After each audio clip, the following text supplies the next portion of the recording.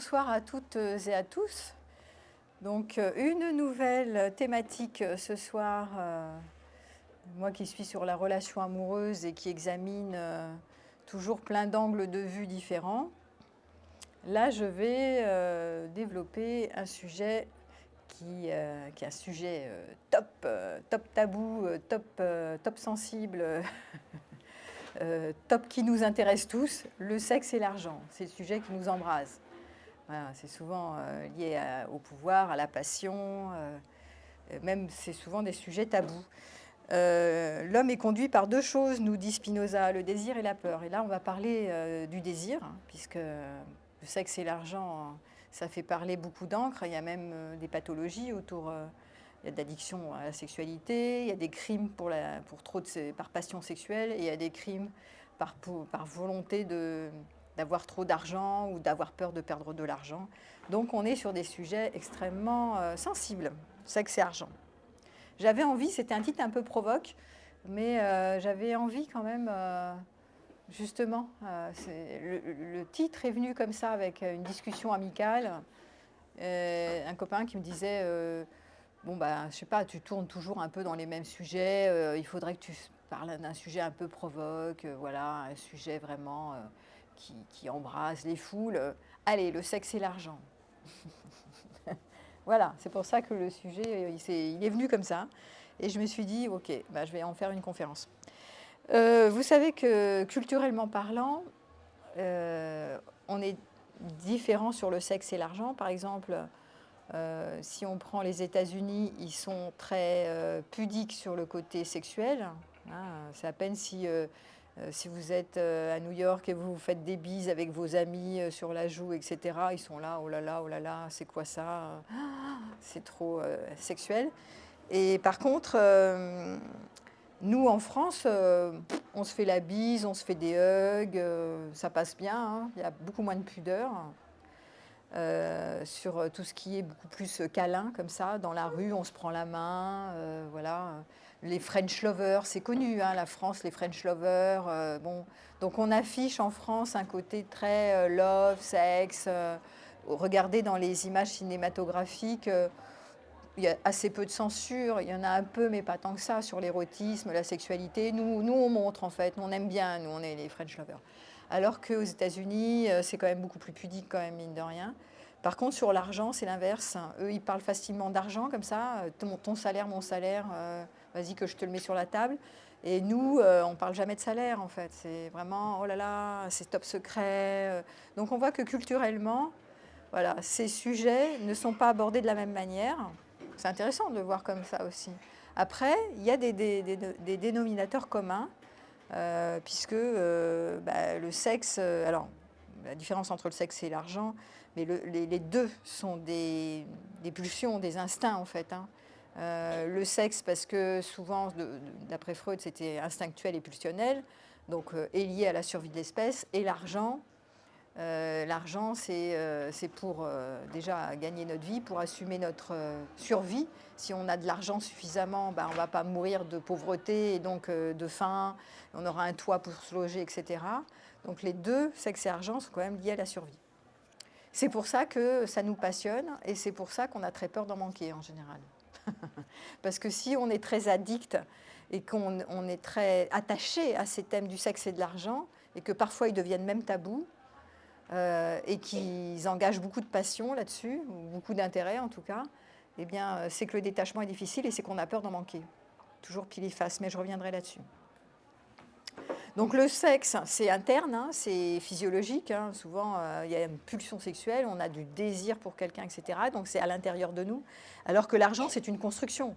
On n'est pas né avec l'idée de gagner de l'argent, ou c'est pas interne, c'est quelque chose d'externe, c'est une construction d'échange, du donner et recevoir, lié à la survie économique au départ. Et puis, comme je l'ai dit tout à l'heure, les deux ont un lien avec la survie. C'est-à-dire que si on a assez d'argent, on va pas mourir de faim. Et si on a du bon sexe, alors on pourra se reproduire déjà, hein, et après, et plus, et on aura du plaisir. Mais ça, c'est après, j'en parlerai. Mais les deux sont liés à la survie, sauf que le sexe, c'est interne et l'argent, c'est externe. C'est une construction externe. L'argent, le sexe et l'argent, c'est aussi des vecteurs de plaisir, beaucoup. Hein, vous êtes d'accord avec moi? On est orienté pour la recherche du plaisir et l'évitement du déplaisir. D'accord? On passe notre temps là-dessus, on est orienté ressources et on ne veut pas souffrir.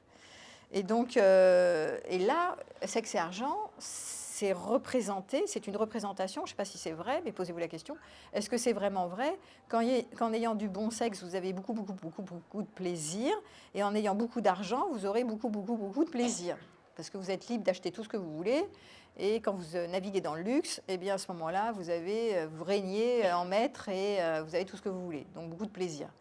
Alors voilà, donc ça va être une question qu'on va se poser. Est-ce que ces histoires de plaisir et de désir, est-ce que c'est si, est-ce que c'est si constructif que ça? Est-ce que ça nous fait tant de bien que ça ou pas? Hein, parce que normalement, on se représente que posséder du bon sexe, on va être au plafond, et posséder beaucoup d'argent, on va être au sommet de notre vie. Voilà, c'est un imaginaire. Alors, est-ce que c'est vraiment vrai? On va en débattre, mais c'est un peu le sujet du jour. J'ai dit du bon sexe parce qu'on ne cherche pas un mauvais sexe, du mauvais sexe, on cherche du bon sexe, du sexe épanoui. Ce que j'appelle du bon sexe, c'est une sexualité épanouie. Voilà. Alors, en général, pour la plupart, c'est avec le même partenaire avec qui on va avoir une sexualité épanouie, et ce, durablement. Mais ça peut être des coups d'un soir. Ça peut être aussi du bon sexe, peu importe. Mais la plupart des gens, ils ne veulent pas du mauvais sexe, ils veulent du bon sexe. Donc, ils veulent jouir, jouir, jouir. On est bien dans une société orientée plaisir, plaisir, plaisir quand même. Hein. Voilà. Je ne dis pas que c'est mal, je dis juste que comme on est beaucoup dans les excès et qu'on est dans des normes sociales, sociétales, beaucoup orientées sur le plaisir, l'orgasme, avoir beaucoup d'argent pour beaucoup de plaisir, beaucoup de sexe pour beaucoup de plaisir, c'est sûr qu'il va y avoir des écueils à ça.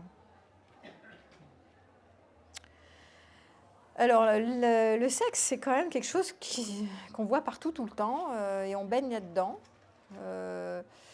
Que ce soit dans les pubs, hein, on voit des personnages qui se montrent sexy. Par exemple, vous vous rappelez de la pub Déo, Axe Déo, là, le déodorant, où hop, l'autre il est sexy, il fait tomber comme des mouches toutes les nanas. Voilà, et donc plus vous êtes, même pour les femmes, souvent vous êtes vu comme désirable physiquement et donc sexy, et donc vous allez attirer un maximum de partenaires pour une bonne sexualité. Et le problème de ça, le problème que ces images-là, ces médias qui nous, à mon sens, qui nous bassinent, qui nous influencent beaucoup avec des images de femmes sexy, d'hommes sexy, et à qui tout réussit, eh bien ça crée des endroits dépressifs, puisque ceux qui s'imaginent ne pas avoir ce que d'autres méritent vont être tristounes. Les autres, ils ont et pas moi. Pourquoi certains sont beaux et belles et qu'ils ont accès aux partenaires les plus sexuels, les plus désirables, les plus beaux de la planète, et moi, j'ai rien du tout parce que je suis moche et j'ai pas d'argent. Voilà. Donc c'est souvent le cas quand même. C'est souvent ce que certains se disent, même si c'est pas la vérité. On se dit, si je suis sexy, donc désirable sur le marché de l'amour, et que j'ai de l'argent, égal, je remporte tout le cheptel, le maximum de ressources. Alors que si je suis moche et que j'ai pas d'argent, j'ai rien du tout, je suis triste et misérable, d'accord? Et je suis donc en dépression. Donc on voit comment ces représentations, elles sont vraiment galvaudées par la société, par les images médiatiques, par le cinéma, par la société, par la pub, par tout ce qu'on veut. On n'arrête pas de nous influencer avec ces images-là. Ce qui fait qu'aujourd'hui, on voit apparaître, notamment chez les hommes, hein, et encore en plus avec les sites de rencontres, on voit pas mal de... Il y a un mouvement masculin, d'ailleurs, qu'on appelle les masculinistes, hein, qui sont tellement terrifiés, misérables, à l'idée qu'eux, ils gagnent rien, et il y en a certains qui ont tout, et eux, ils ont rien, parce qu'ils sont pas sexy, ils sont pas beaux, ils n'ont pas d'argent, ou pas assez. Donc, ils dépriment complet, et donc, ils veulent se venger en faisant la guerre des sexes. Voilà. Donc, on voit apparaître des espèces de trucs comme ça, avec ces représentations comme quoi plus tu as d'argent, plus tu as de bon sexe, plus tu es sexuellement désirable et plus tu triomphes. Bon, on entend beaucoup sur le sexe aujourd'hui, et notamment dans notre société ici en Europe, et chez les sexologues. Hein, la plupart des gens qui sont dans les soins et de la santé, ils disent si vous ne faites pas l'amour régulièrement, bah, c'est pas terrible pour votre santé, vous allez perdre quelques années de vie. Hein, vous l'entendez pas ça? Vous n'avez pas entendu? Il faut faire l'amour régulièrement parce que vous allez gagner en durée de vie. Et puis c'est bien pour votre vitalité, c'est bien pour votre libido, c'est bien pour je sais pas quoi, pour votre mine, pour le cardiovasculaire, pour enfin plein de trucs, quoi. Bon, bref, moi je vous fais pas l'article, mais mais il y a pas mal de scientifiques quand même, hein, des sexologues aussi qui vous disent attention, si vous avez une sexualité bloquée dans votre couple, vous pouvez en pâtir. Voilà, si t'es pas touché par quelqu'un qui te prend dans les bras, qui fait l'amour avec toi régulièrement, t'as pas ton shoot d'endorphine. Donc si t'as pas d'endorphine, eh ben, tu vas déprimer et c'est mauvais pour ta santé parce que pour ta santé, il te faut beaucoup de câlins et du sexe. Oh, bah, je vous le fais en cours, hein. Mais quand même, c'est ce qu'on entend assez régulièrement. Et quand même les professionnels de la santé s'y mêlent, bah, on se dit on a intérêt à faire du sexe et sinon on est mal parti là. Si on ne fait pas assez de sexe et si on n'a pas assez de câlins et qu'on n'est pas tendrement enveloppé et pénétré par quelqu'un, on est mal. Voilà, donc je trouve que c'est un peu exagéré, ce mouvement culturel en tout cas. Je pense que ça n'existait pas tellement avant. On l'entend depuis, je sais pas, une dizaine d'années qu'il faut faire du sexe absolument. Alors on entendait il faut jouir, jouir, jouir, ça c'était depuis mai 68. Mais après, c'est rentré vraiment dans les mœurs qu'il nous faut avoir du bon sexe et bon, de l'argent aussi, ça a toujours été. Mais là, si vous êtes pas dans les normes, quoi, si vous n'avez pas du sexe régulier et du bon sexe. Donc posez-vous la question, est-ce que c'est vrai? Est-ce que c'est vraiment vrai? Je ne suis pas sûre, parce que si, ça crée, c'est le problème de ces représentations dans lesquelles on nous inonde. Du coup, on est comme des moutons, on pense tous pareil. Et si on est hors norme, on se dit qu'on n'est pas normal et on est en pénurie, quoi. Donc on fait mal, on n'est pas dans les clous. Donc on est misérable. Et on va se comparer à ceux voilà, qui en apparence, ont l'air de s'éclater sexuellement et d'avoir une belle maison et d'avoir des signes apparents de richesse, etc. Et donc là, on est dans des écueils pour moi. Parce qu'au lieu de retourner à une strate d'équilibre en disant « Ok, tant mieux pour vous, ceux qui s'éclatent en ayant du bon sexe et une belle maison », mais ça, c'est pas grave. Vous ne faites pas l'amour toutes les 5 minutes, vous ne faites pas l'amour pendant quelques années. En quoi c'est un problème? Moi, j'avais une de mes jeunes patientes, là, il n'y a même pas quelques heures, qui me disait, je parle à mes copines, elle a une trentaine d'années, elle me dit, je parle à mes copines, qui me dit, nous, on attend un mec romantique, on ne veut pas coucher avec n'importe qui. Et du coup, on peut en parler entre nous, que ça fait 1 an ou 2 qu'on n'a pas fait l'amour avec un homme. Et le fait d'en parler entre nous, d'abord ça existe, hein, tout le monde ne fait pas l'amour toutes les 5 minutes. Il y a même une enquête qui est passée que les Français font de moins en moins l'amour, donc quand même c'est aussi une réalité. Hein. Il n'y a pas que l'idéal, oui, on a tous du bon sexe et on s'éclate. Il y en a plein, il y a les Français qui diminuent. Il y a une enquête sociologique qui fait que ils font de moins en moins l'amour les Français. Tu ne savais pas, mais je te le dis. Et donc il y a une... Il y a l'écart entre l'imaginaire, justement, comme on a un imaginaire de ce qui serait bon pour nous, etc., et que la réalité, elle n'est pas à la hauteur de nos idéaux, ben, il y a comme quelque chose qui s'enfonce, en fait. Donc cette jeune fille qui me disait, oui, mais bon, nous, en tant que nana, on peut se regrouper entre nous et dire, et s'exprimer que, ben voilà, on ne fait pas l'amour depuis 2 ans, voilà, et toi, pourquoi? Et ben, donc je ne me sens pas seule au monde. Et ben, du côté des hommes, c'est un peu différent, parce que eux, c'est encore plus honteux de se retrouver et de dire toi, tu fais depuis 2 ans, tu es en jachère, tu es dans le désert, oh là là, mais tu as un problème, c'est pas normal. Donc eux, ils n'en parlent pas, et du coup, ils restent tout seuls avec ça en se disant que ça devient un sujet honteux, en fait. Parce que la norme, c'est de faire beaucoup l'amour, et bien l'amour, et régulièrement, et puis d'avoir quand même assez de pognon, quoi, en fait. Hein. Voilà. Donc c'est quand même des discours, je trouve, assez déprimants quand ça devient des injonctions sociétales. On le voit aussi, du coup ça m'a fait penser aux histoires de démocratisation des magasins de sextoys. Vous avez vu aussi que ceci apparaître. Avant, ça pullulait, mais du côté de Pigalle à Paris, hein, les sextoys, etc. Mais c'était plutôt... la réputation, les préjugés, c'était plutôt vulgaire et grossier. C'était bas de gamme, en fait. Hein. Vraiment, bon. Maintenant, on voit sur les Champs-Élysées, sur des rues hyper classe à Paris, et pas que à Paris, mais là, je pense à Paris parce que j'y étais il n'y a pas longtemps, on voit apparaître des magasins très chicos, de vente de sextoys, de lingerie fine, etc. Mais classe, en fait.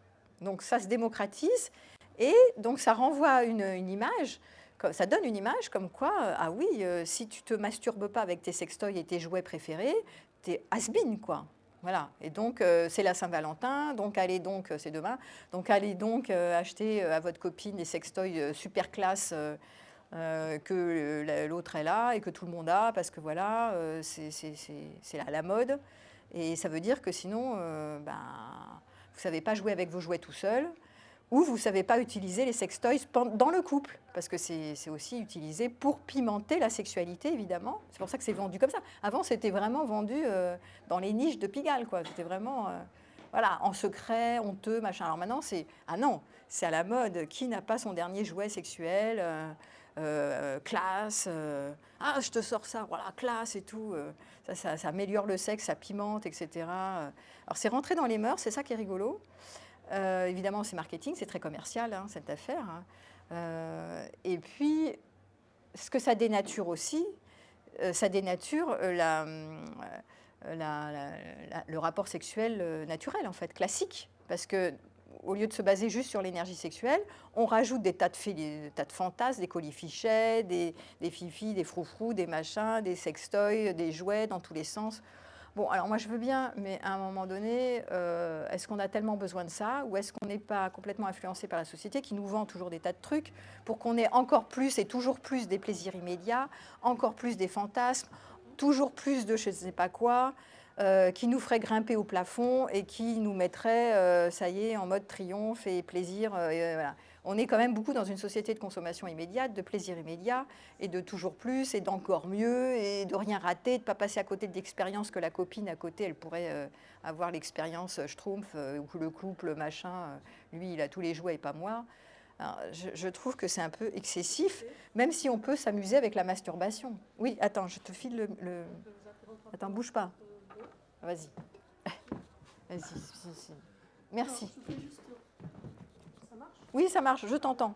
Non, je voudrais juste revenir sur ce que vous dites sur les... Attends, une seconde. Attends, bouge pas une seconde. Excuse-moi, parce que là, je t'ai pas mis... Je peux parler un peu plus fort ? Oui, vas-y. Sextoy pour les femmes. Parfait. Vas-y. Oui, les sextoys pour les femmes. Oui, je pense que d'une part, ça vient après, vous avez parlé de mai 68 et une libération sexuelle pour les femmes. Et je pense que les sextoys correspondent en fait à une recherche d'une meilleure connaissance de leur corps par les femmes. Par exemple, sur Barcelone, où je vis beaucoup, le nombre de femmes qui m'ont dit « chouette, on a ces sextoys » et vraiment c'est super extra. Elles ont toutes acheté leurs sextoys. Non pas parce qu'on est dans la consommation du sexe, mais une découverte de leur corps. Et ça, je crois que c'est peut-être pas si mal que ça, même si je suis très anti-consommation, société de consommation. Oui. Je pense que vous avez, je crois qu'il y a vraiment en effet un problème notre société nous pousse à être dans une consommation du sexe, histoire d'oublier d'autres problèmes. Oui, c'est pas faux. Et il y en a beaucoup. D'accord ? Donc, c'est un peu ce qui correspondait au cirque pour les Romains. Donc là, on est complètement dans une injonction sociale du sexe. Oui. Et je pense que la norme aussi, à mon avis, en tant que psy, je pense que c'est très intéressant de venir interroger la norme.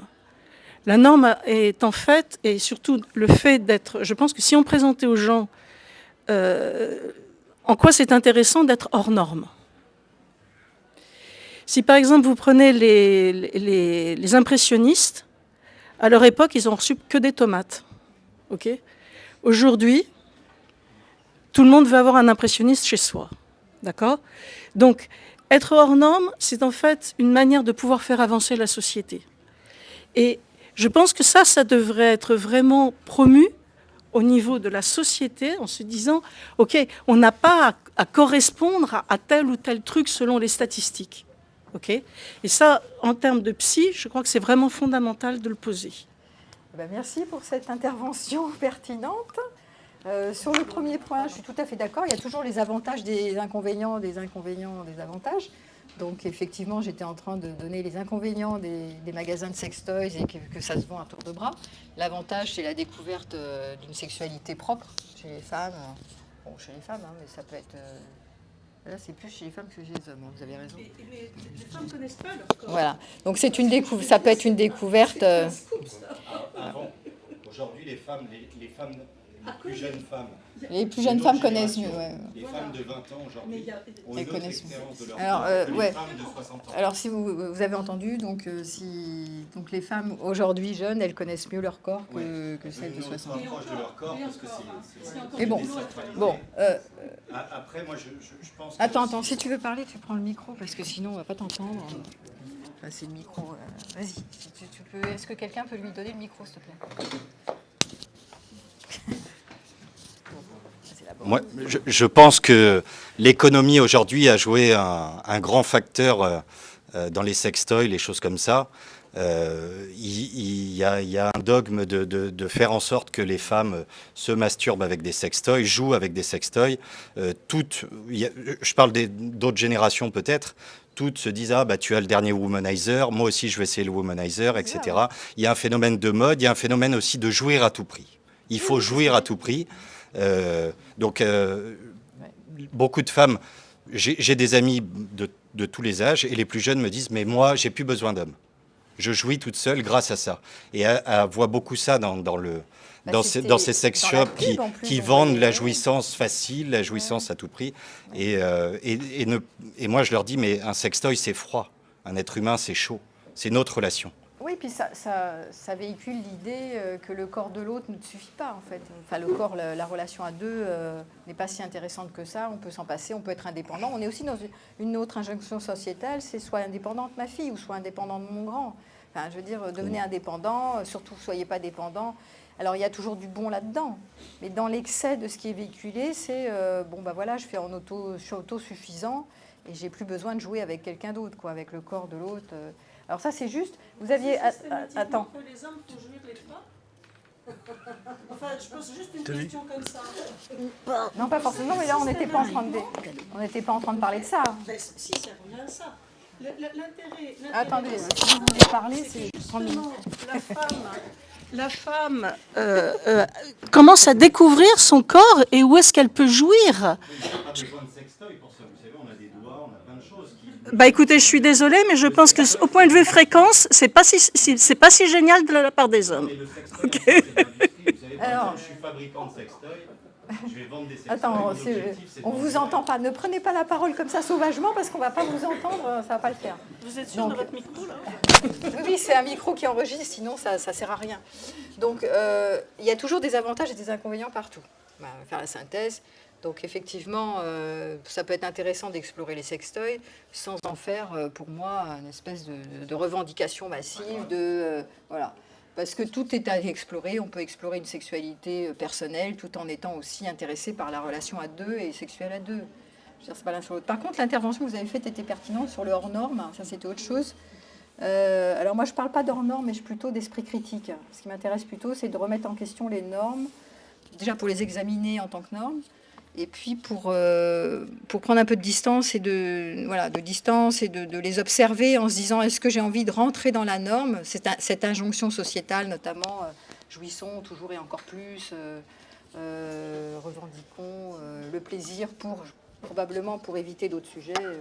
Mais bon, en même temps, c'est vrai que le sexe, ça me fait penser que même dans les guerres, etc., quand ils étaient en mode survie, faire l'amour comme ça, puissamment, c'était aussi une manière d'échapper à la terreur, au drame existentiel. Hein. Donc ça a toujours été quelque chose d'extrêmement hypnotique et puissant comme force de vie. La force de vie contre la force de mort, ou la pulsion de vie, pulsion de mort. Et donc oui, avoir un esprit critique, c'est un peu l'objet de cette conférence de ce soir, d'ailleurs, de prendre un peu une distance par rapport à comment on se situe. Est-ce qu'on a envie de rentrer dans la norme parce que ça nous plaît d'explorer, ou est-ce qu'on a envie de s'en distancier ou de voir les avantages et les contours, les limites de ces normes sociales. Bon. Alors, oui, bah, c'est ça. Est-ce que ça nous libère de croire d'être dans ces pulsions sexuelles, ou est-ce que c'est un asservissement, et notamment sur l'argent? On le sait, hein, ceux qui veulent gagner beaucoup d'argent, c'est souvent pour des signes de richesse et pour avoir un certain statut social, ou donc un certain pouvoir. Et ça peut devenir un asservissement. Allez, attendez, je vous redonne le micro. Regardez-le. Je reviens sur le titre que vous avez, le sexe et l'argent, les deux grands moteurs du désir. Je pense que, enfin personnellement, je pense que le désir de la femme est différent du désir de l'homme. Et que donc on n'est pas du tout sur le même pied d'égalité sur le sexe et sur l'argent dans les deux cas. Et je pense que la construction, si vous voulez, quand on parle de sexe et d'argent, je pense que la construction est beaucoup plus basée sur un désir masculin que sur un désir féminin. Ça, c'était mon sujet tout à l'heure, je voulais le développer après, la différence entre les... C'est pas grave. Vous êtes arrivé avant. Bon. Y a-t-il une différence entre les hommes et les femmes? Oui, il y a forcément il y a des différences entre les hommes et les femmes sur la question du sexe et de l'argent, en général. Alors, c'est des généralités, mais bon, après, c'est au cas par cas quand même. Il ne faut pas garder que des généralités. Oui, mais c'est bien de voir qu'au cas par cas... Alors, c'est vrai qu'on dit souvent que les hommes, ils sont plus branchés argent, parce que prendre sa place dans la société, et les femmes, le sexe, le couple, la famille plutôt, pour pouvoir avoir une assise et pour pouvoir se protéger aussi, hein, par rapport à créer sa famille et émotionnellement faire couple. Donc voilà, donc on dit souvent que les hommes c'est plus l'argent, les femmes c'est plus le sexe et l'amour, mais bon, après c'est un peu au cas par cas. Je vais pas rester trop dogmatique dans des généralisations, j'aime pas trop. Je dis bon, regardez, c'est un peu général.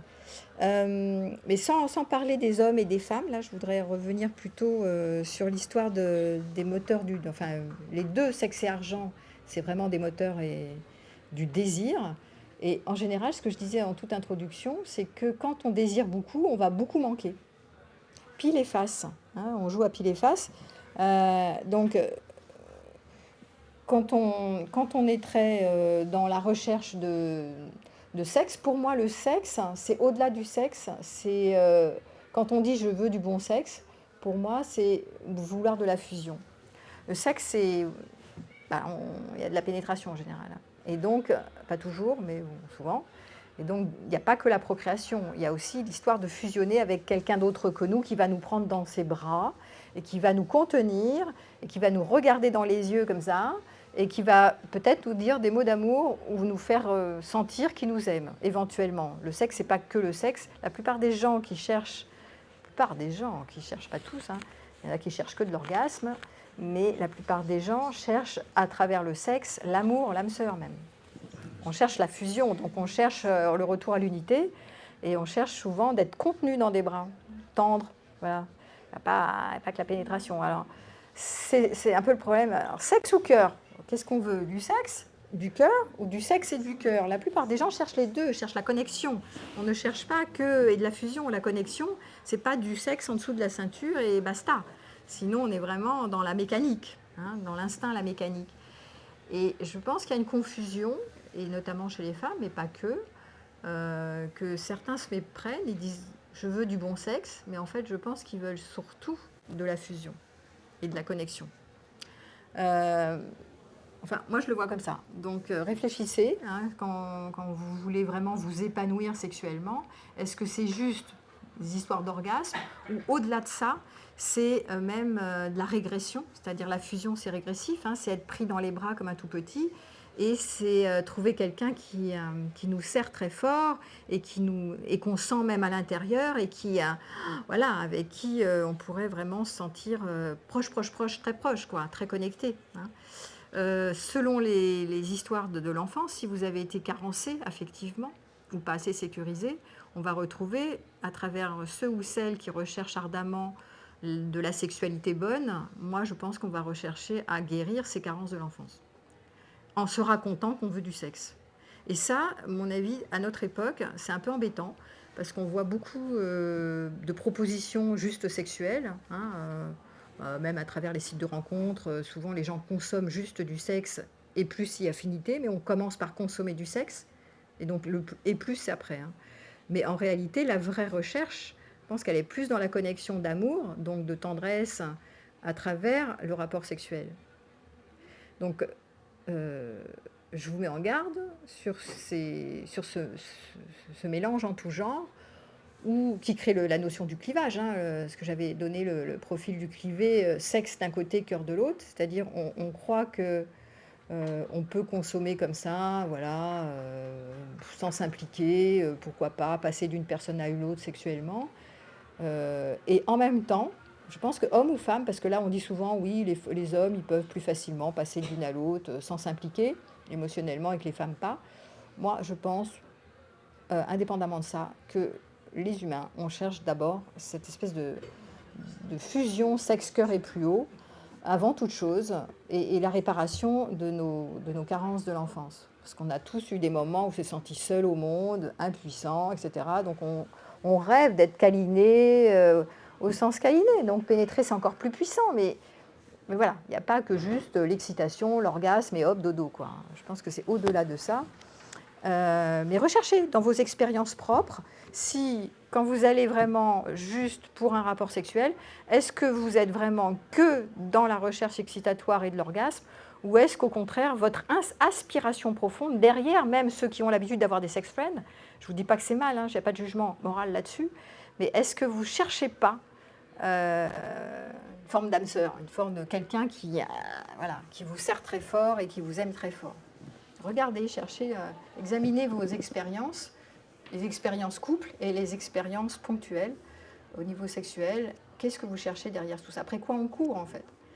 Voilà, ça c'est une question que je soulève. Après, vous verrez dans vos histoires après quoi on court. Alors après, on peut parler de la survie. Effectivement, le sexe, c'est aussi la reproduction. Bon, aujourd'hui, à notre époque, on est encore là-dedans, mais bon, un peu moins quand même. Bon, bref. Et puis, au niveau de la religion, c'est vrai que on est quand même débarrassé du poids de la religion, comme quoi il nous faut une et une seule personne. Il y en a beaucoup qui, aujourd'hui, la plupart font beaucoup plus d'expériences sexuelles qu'à une époque. C'est autorisé, c'est même validé, hein. Plus vous faites des expériences sexuelles avant de vous marier, plus mieux c'est, mieux vous vous porterez. Enfin bon, la sexualité est beaucoup plus libre, en fait, avec les avantages et les inconvénients, hein. Bon, le sexe, c'est aussi, puisqu'on est sur le sexe, pourquoi c'est si puissant? Pourquoi est-ce que ça intéresse tout le monde? Parce que c'est la libido, c'est le charnel. À travers la recherche de l'âme sœur, c'est de faire descendre du ciel, ça c'est plutôt l'amour mystique sexuel et charnel, c'est-à-dire on fait descendre du ciel vers la terre, vers la matière. Donc il y a une union, je ne sais pas, vous rencontrez votre coup de foudre, d'accord? Hop, coup de foudre. Donc vous rencontrez quelqu'un, vous n'en pouvez plus là. Et donc, du coup, pour faire descendre cette union dans la matière, eh bien, hop, ça descend vers le corps, vers le bas, vers les organes sexuels, et ça redescend jusque dans les pieds, d'accord? Donc, on est du haut vers le bas, et en général, l'idée, c'est, à travers le rapport sexuel sacré, vous remontez du bas vers le haut. Voilà, donc il y a comme ça une dynamique comme ça. Bon, ça, c'est le sexe sacré, on appelle ça le sexe sacré, une idée d'élévation, quoi. Hein, on va s'élever et on va toucher l'unité, on va toucher un orgasme dit mystique où on va faire dissoudre le moi en étant dans l'extase mystique à travers l'union charnelle. Ça, c'est puissant. C'est pas vécu par tout le monde, mais souvent il y a une aspiration, comme j'ai dit tout à l'heure, à travers la sexualité, à quelque chose de la reliance et vraiment de cette connexion profonde dans l'intime. Et c'est le mariage des âmes sacrées, enfin des cœurs et des corps, voilà. Et je pense qu'on a au fond de nous quelque chose de ça. Et le mythe de Platon, hein, de l'androgyna, parlait de ça. Comment je vais me compléter avec ma moitié, hein, que je cherche partout sur Terre. Et la sexualité vient sacraliser tout ça. À travers le rapport sexuel, on a l'union, la magie de l'union. Bon, ça ne se passe pas toujours comme ça dans la réalité, mais on va dire c'est une démarche, ou peut-être une recherche. Dans le réel, des fois, ça fait plouf, hein. Il y a le coup de foudre, puis il y a l'union, le rapport sexuel. Des fois, ça fait pas toujours autant d'effet que ça. mais parfois si.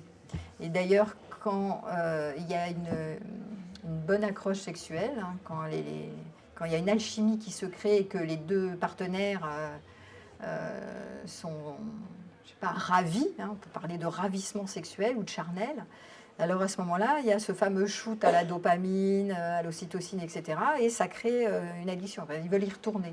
Vous l'avez vécu ça certainement. Avec certains partenaires, il y a une espèce de « Ah, c'était génialissime, c'est tellement merveilleux, magique, etc. » Ça crée l'état amoureux, on pourrait transcender, on se sent vivant, vibrant, on ne voit plus rien autour. Voilà. Et donc le charnel peut aller vraiment nous faire côtoyer ces espaces-là. Et on veut y retourner. Après, ça peut créer une addiction au partenaire à travers cette force puissante du charnel. Pas toujours, hein, mais souvent, ça peut être extrêmement puissant. Il y a des gens qui sont cimentés sur la sexualité dans leur couple. Et depuis le début, ça a été très fort. Et même s'ils ont des conflits, des problèmes, etc., ils restent cimentés à la sexualité. Ça arrive. Bon, donc le problème de ça, là je vous le dis, ça a l'air plutôt sympathique, c'est le bon côté. Le côté sexualité puissante, noble, belle, extraordinaire, vous êtes complètement ravis, etc. Sauf que quand on veut y retourner, on ne veut plus lâcher cette affaire du sexe épanoui avec quelqu'un, et ben après il va y avoir l'idée du manque, il va y avoir le manque. Donc on va se retrouver en pénurie. Hein, voilà, puisque c'est tellement vibrant et vivant, puisque c'est la libido, c'est donc la source de la vie qui circule en nous, qui nous traverse à travers ce type d'union. Donc après, on est en manque, on se retrouve sous l'eau, on est en manque, et donc on veut toujours réagripper le même partenaire avec qui ça a été tellement génial. Et après, ça colle toutes les problématiques d'abandon. Il n'est plus là, il ne veut plus faire l'amour avec moi tout le temps, ou il part désirer une autre, ou je ne sais pas quoi, et je me sens abandonnée, je me sens seule, triste et désespérée. Où est mon prochain partenaire d'élévation, voilà. Donc ça peut créer des addictions à la sexualité, bonne. Et ça, c'est embêtant. Et donc, moi, je vois dans mon cabinet, certains, pas tous, hein, mais il peut m'arriver d'avoir des patients qui peuvent être addicts à la sexualité, et notamment avec plus fréquemment, pas la sexualité en général, mais plus fréquemment avec un partenaire spécifique avec qui ça a accroché. Et là, après, un peu compliqué. Alors pourquoi ? Parce que dans la sexualité dont je parle, il y a aussi le fait de pouvoir se lâcher. On a l'impression que l'autre nous comprend complètement, qu'il nous devine dans le non-verbal, hein, c'est un langage non-verbal, hein, la sexualité. Et donc il nous devine, il personnalise, on a l'impression qu'on peut se lâcher, qu'on peut lui faire confiance, hein, et on peut tout abandonner, on peut lâcher les armes en fait. Souvent dans la sexualité, quand c'est vraiment bien, vous n'avez jamais vécu ça, que l'autre vraiment, tu as l'impression que tu as le super amant du siècle, là, il te comprend, tu n'as même pas besoin de dire un mot, il comprend tout. Il est en toi, donc il est toi, voilà, c'est ça le principe de la fusion. Et donc tu peux tout lâcher, parce que tu te sens d'un coup en sécurité dans un rapport sexuel, tu peux t'abandonner, d'ailleurs l'orgasme c'est l'abandon, hein. Tu peux t'abandonner dans ses bras, tout lâcher, tout abandonner, tes responsabilités, t'es plus une mère, t'es plus au boulot, t'es plus rien du tout. Dans l'instant, tu lâches tout. Et c'est pour ça que ça a tellement de force, en fait, ces moments de sexualité, d'abandon. Et c'est tellement puissant, et c'est pour ça qu'il y a tellement de personnes qui veulent y retourner, qui manquent après, et qui veulent toujours le même partenaire, et qui tiennent à ces moments très puissants. Après, dans ma clientèle, ce que je vois, c'est aussi, hommes ou femmes d'ailleurs, des personnes qui sont addictes à la sexualité pour la raison dont j'ai invoquée au départ, qui est j'ai eu des carences affectives enfants, et donc je veux me guérir, me réparer, il me faut du toucher, il faut être touché, il faut être enveloppé, il faut quelqu'un qui me regarde, tout le temps. Je ne peux pas m'en passer, il me faut du corps en fait, du corps à corps, du peau à peau. Bon, voilà. Alors, moi je vois autant de femmes que d'hommes là-dedans, hein. Mais bon. Ah oui, et qui c'est qui va être encore très addict à la sexualité comme ça ?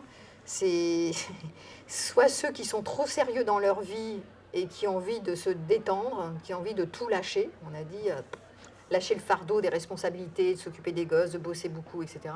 Ça peut être aussi les gens qui ont une injonction à la pureté morale. Vous savez, tous ceux qui sont c'est pas correct, la sexualité, c'est pas bien, on se lâche pas comme ça, il faut être propre, etc. Donc tous ceux qui ont une injonction morale et tabou sur la sexualité, ils peuvent transgresser d'autant plus, avoir plus d'addiction que les autres, puisqu'ils vont avoir envie de transgresser, c'est-à-dire d'aller dans la sexualité, souvent pornographique, ou de la sexualité de libertinage, ou de consommer dans les sites de rencontres le plus vite possible, parce que c'est pas bien, c'est pas correct de consommer, mais consommons. Plus c'est transgressif, plus ça tient. Il y a un attrait à faire contre les interdits. Voilà, donc ça aussi, on le voit, comme le sexe a été, et encore un sujet tabou, moins maintenant, mais dans certaines civilisations, c'est encore très tabou. Plus c'est tabou, plus il y a une attirance pour le pulsionnel, en fait. Ça, c'est d'une logique implacable. Et quand on est en couple, moi je le vois, il y a des gens qui sont en couple et qui ont des amants et des maîtresses, et plus c'est interdit, plus ils sont addicts au sexe. Attends, je te passe la parole, mais pour la petite histoire, puisque je vais raconter l'anecdote de cette semaine, je vois arriver un couple, donc ils sont tous les deux mariés, d'accord ? Ça fait 10 ans qu'ils sont... alors, ils ne veulent pas que 10 amants, ils se disent, non, on n'est pas amants, on est vraiment en relation amoureuse. Ils sont mariés, mais leurs partenaires ne le savent pas, trompent en sous-marin, mais ça fait quand même 10 ans que ça dure. Et ils sont passionnés, mais complètement passionnés, c'est-à-dire que elle arrive, mais alors complètement en hurlant sur lui, en disant « Mais enfin, tu es indisponible à moi, tu m'avais promis que tu me verrais souvent, machin, tout ça. Au début, il y avait de la fusion, et maintenant, tu es tellement pris par ton boulot, et par ta femme, et par je sais pas quoi, que tu me donnes pas de temps, tati, tata. » Putain, elle hurlait. C'était un cauchemar. Je me suis dit, je vais pas m'en sortir. Donc, parce qu'elle prenait toute la place, elle m'écoutait même pas, c'était pas possible, je pouvais pas en placer une.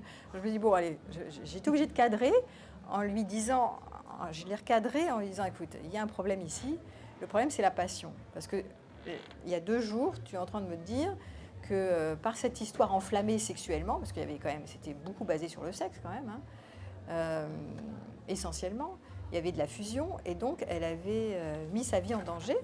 Elle conduisait à 160 sur l'autoroute et elle avait envie elle avait pris des cachetons, en plus des anxiolytiques, tellement elle était amoureuse de ce mec-là et que lui, il n'était pas disponible et qu'elle l'attendait et que ceci, cela. Enfin bon, c'était son jumeau, bref.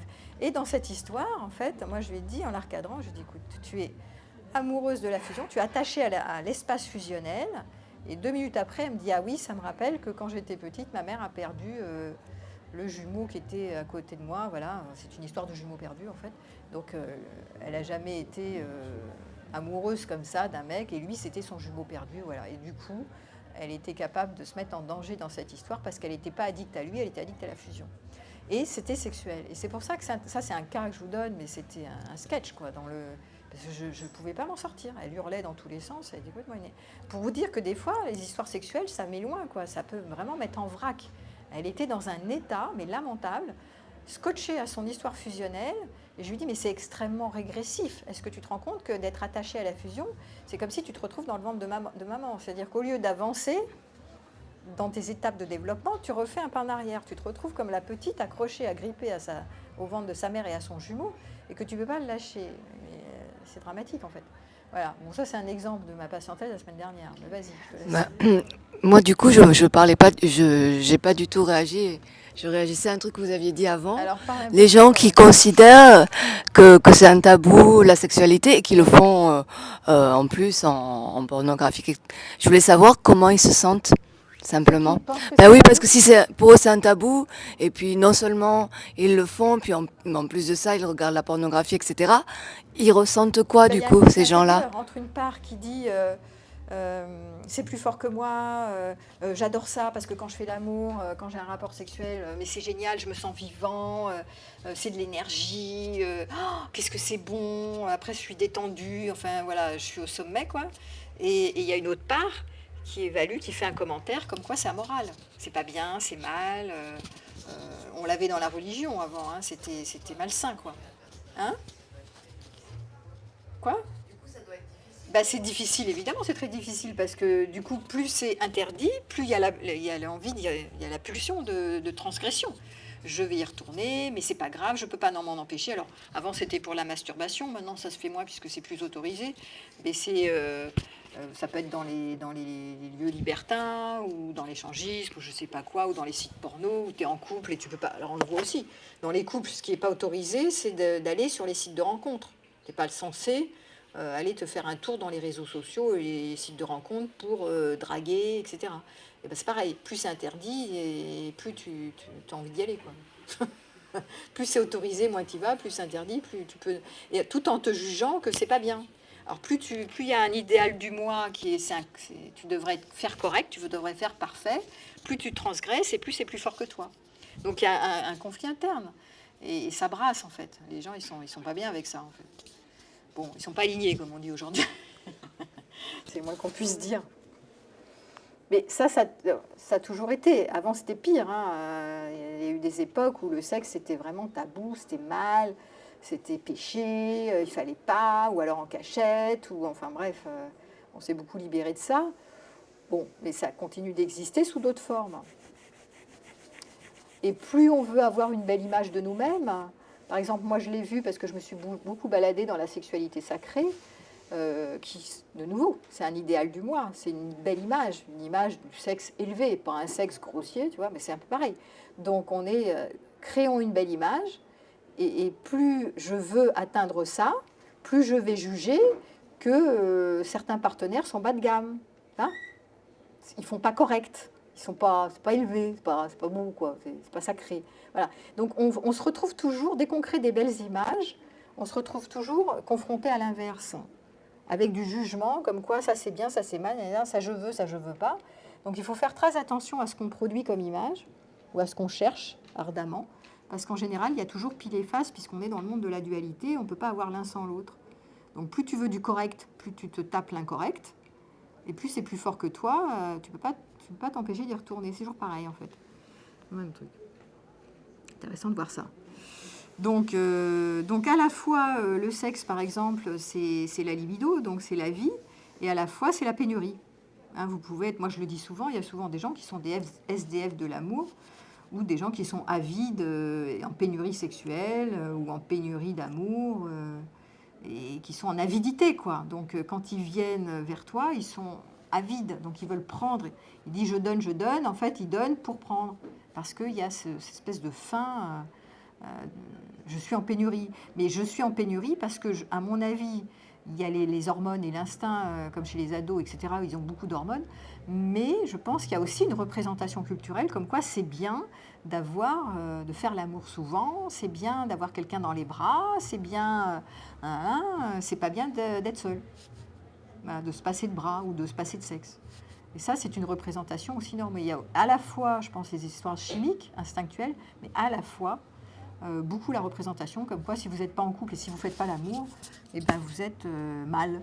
Et donc et ça crée l'avidité. C'est ça qui crée l'avidité. Hein. Les gens sont en pénurie sexuelle, beaucoup, hommes et femmes, hein, ou en frustration, parce qu'il y a une image qui véhicule qu'il ne faut pas être frustré sexuellement. On doit pas se passer de bras. Sinon, tu es dans les choux. Ouais. Je voulais juste, pour moi, préciser que je pense que les hommes sont construits plutôt par l'éducation, sur un point comme quoi, s'ils font du sexe, s'ils ont des femmes, ils sont virils, donc ça les renarcissise. Et quant aux femmes, elles sont construites encore en France sur un modèle éducatif où elles existent si elles ont le regard d'un homme. Et le sexe, oui, malheureusement pour moi, mais donc les femmes vont chercher un homme pour aussi se renarcissiser en se disant qu'elles valent quelque chose parce qu'un homme s'intéresse à elles. Ce qui est un vrai désastre pour moi sur le plan valeur des femmes. C'est sûr que c'est pas une bonne idée. C'est bien de le dire, parce que c'est vrai que l'estime de soi... Je le dis souvent d'ailleurs, je le dis autrement, je dis sur le marché de l'amour, les femmes doivent être toujours désirables. S'il y a un mec qui s'intéresse à elle, ça y est, pourvu qu'il y en a un qui m'aime, là, ça y est, ça y est, c'est bon. Ouais, bon. Et c'est vrai que les hommes, ils sont aussi là-dedans, mais moins, sauf certains profils narcissiques qui ont besoin de séduire tout le temps, mais sinon, ils sont souvent intéressés par plaire aux femmes, mais aussi pas que. Mais aussi, là, sur l'argent, l'enjeu culturel, c'est prendre sa place dans le monde, donc avoir de la reconnaissance par la vie professionnelle et le statut social qu'ils occupent. Bon, alors, on peut se poser la question si est-ce que tout ça, avoir du sexe, avoir de l'argent, avoir, est-ce que c'est pas une illusion, hein? Est-ce que, comme disaient les bouddhistes, dans la philosophie bouddhiste, sexe et richesse, ce sont des illusions de l'ego. Donc eux, ils vont dire, de toute façon, vous allez vous confronter à l'impermanence, à la souffrance. Quand vous avez du sexe et de l'argent, bah, il faut garder la posture, hein. Il ne faut pas que d'un coup qu'il y ait des fractures. Et puis, quand vous n'en avez pas, bah, vous êtes en souffrance d'être en pénurie. Donc à un moment donné, c'est illusoire. C'est ça qu'ils disent dans la philosophie bouddhiste. Ils vous disent, à un moment donné, arrêtez-vous sur le fonctionnement égotique, hein, puisque c'est le sexe et l'argent, c'est l'ego, hein, derrière, qui cherche à avoir toujours plus de quelque chose. Ils disent, débarrassez-vous de ces désirs-là. Il n'y a pas que les bouddhistes, d'ailleurs, hein, on va le retrouver dans la philosophie épicurienne, entre autres, qui vante la sobriété heureuse. Mais voilà, on le voit chez les bouddhistes où ils disent on est manipulé par la société qui nous vend toujours plus de plaisir, toujours plus de sexe, toujours plus d'argent, toujours plus de consommation. Donc du coup, est-ce qu'on ne ferait pas mieux de se détacher et de voir ça comme une illusion de l'ego? C'est une proposition. Après, voilà. En tout cas, ça fait réfléchir sur ne pas tomber dans des déceptions grandioses, pour moi qui sont des déceptions. Je n'ai pas de sexe, je suis misérable. Je n'ai pas d'argent, je suis misérable. Et j'en rajoute 3 couches parce que les autres, ils ont et moi, j'ai pas. Bon. Donc je trouve que parfois, cette philosophie du détachement, comme quoi c'est illusoire, donc de prendre un peu de distance avec tout ça et d'être plus orienté sur... Moi, j'aime bien le mode épicurien qui est la sobriété heureuse, c'est-à-dire les plaisirs, oui, mais modérés. Et de pouvoir adhérer au fait que quand il n'y a pas, quand vous êtes en pénurie, c'est pas une histoire de pénurie. C'est pas parce que vous manquez dans une période comme l'exemple de ma patiente, la petite jeune là, qui disait ça fait 2 ans que j'ai pas fait l'amour parce que j'ai pas envie de consommer comme ça avant, je préfère me marier vierge par exemple, pourquoi pas, hein. En tout cas, elle n'avait pas envie de consommer à tort et à travers. Et donc, pour autant, elle n'est pas obligée de dire qu'elle est en manque. Voilà. On n'est pas obligé de se passer son temps à se dire qu'on manque et qu'on est en pénurie et qu'on est malheureux, parce que là, on alimente l'idée du manque. Donc, est-ce qu'on peut se passer d'avoir tout ça sans souffrir? Et ça, c'est vraiment une question que vous pouvez vous poser à vous. Et la question aussi que qui était venue quand j'avais préparé la conf, c'était posséder plus ou séduire plus. Est-ce que ça nous rend réellement plus libres? C'est la même chose, hein. Est-ce que le sexe et l'argent qui nous donnent parfois du pouvoir de plaire ou pouvoir de dominer, l'impression de se réaliser. Si on a de l'argent, on a l'impression qu'on est réalisé, que voilà, on a des signes extérieurs de richesse, donc on peut se la péter comme ça. Est-ce que ça nous donne vraiment du pouvoir ou pas? Est-ce que ça nous donne la sensation d'être au contrôle, de maîtriser quelque chose? J'ai de l'argent, waouh, super, je peux aussi m'acheter des femmes ou des hommes qui vont tomber comme ça parce que j'ai de l'argent. Ça peut être souvent plus pour les hommes, mais ça peut être pour les femmes aussi. Le sexe, je suis sexy, je suis désirable, donc j'ai de l'influence, donc ok. J'ai de la valeur pour les femmes, je suis désirable, donc j'ai de la valeur. Hein, pour les hommes, c'est plus j'ai de l'influence, je peux avoir toutes les femmes que je... Voilà, hop, elles tombent comme des mouches. Donc je maîtrise en fait un sentiment de toute puissance. Mais bon voilà, donc c'est à réfléchir. Mais c'est vrai que c'est intéressant de voir ces troubles narcissiques, hein, qui sont les troubles de l'ego, qui ont plus je monte au sommet et plus je vais avoir l'impression que ça y est, je suis au contrôle de ma vie. Sauf que le drame, c'est qu'il va falloir y rester. Et comme la vie c'est l'impermanence, on ne reste pas toujours au sommet à triompher et qu'on aura l'affaire du manque. Voilà. Ce que disait Nietzsche sur la volonté de puissance, je ne sais pas si vous vous rappelez, mais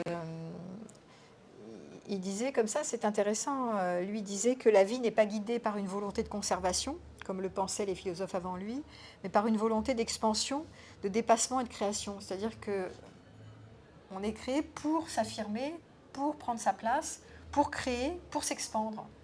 Donc, le sexe, l'argent, c'est pas un truc qui nous sert, c'est pas ça, c'est pas on veut contrôler, c'est on est fait pour prendre sa place, on est fait pour s'affirmer, pour affirmer sa singularité, pour s'accomplir, pour être plus alpha, voilà, pour se réaliser. Donc ça, c'était, bon, alors, je sais pas, hein, à réfléchir, c'était intéressant quand je l'avais lu à une période, je me suis dit, ah oui, c'est intéressant, j'avais pas vu ça comme ça. Donc, en fait, ça normalise le fait qu'on a toujours envie de s'affirmer, de montrer qu'on a raison, qu'on est plus quelque chose, qu'on vaut toujours plus. Et donc, par le sexe et l'argent, on pourrait montrer qu'on a toujours plus, qu'on s'accomplit, voilà. Comme si c'était naturel et qu'on est fait pour ça. Alors, réfléchir. Vous réfléchirez sur l'idée de Nietzsche qui était défendue entre les esclaves, les dominants, les dominés d'ailleurs, et que c'était deux forces qui s'opposaient, mais c'était normal qu'il y avait le camp des dominants et le camp des dominés. Alors, on continuerait de réfléchir sur ces histoires de domination avec le sexe et l'argent, mais pourquoi pas dire que c'est une force en nous qui est là pour qu'on puisse s'expandre.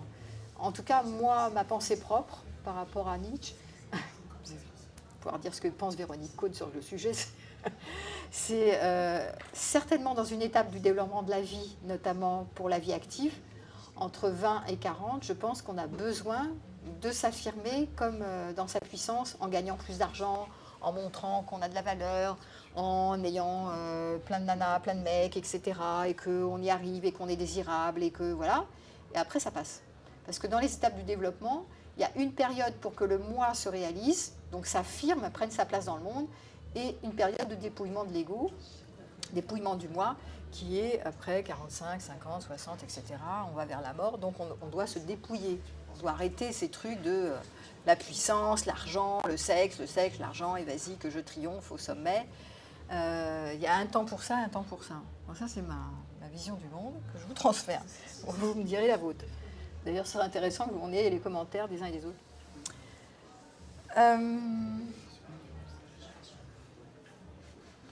Voilà, la question, hein, c'était la question du jour que je vous pose. Peut-on jouir du sexe et de l'argent sans en être prisonnier ?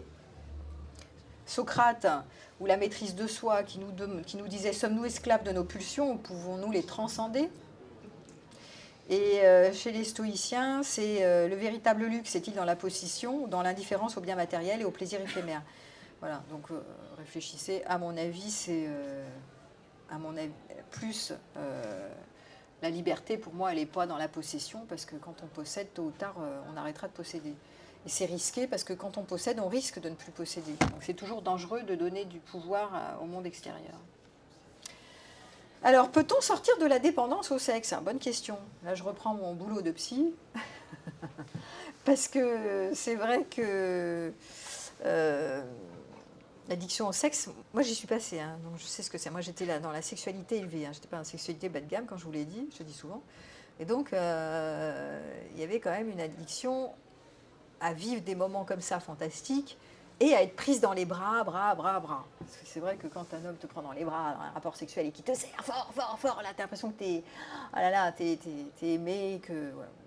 Et ça guérit l'anxiété en plus, parce qu'il y a l'histoire de l'orgasme, et après ça fait... Donc t'as un shoot de dopamine, d'endorphine, d'ocytocine, t'as tout ce que tu veux là-dedans, t'as ton cocktail, et après en plus ça gère l'anxiété, tu t'endors. Donc c'est quand même pas mal, il y a plein de... Donc c'est pour ça que les professionnels de la santé nous vantent les mérites de la sexualité quand même, de faire souvent l'amour.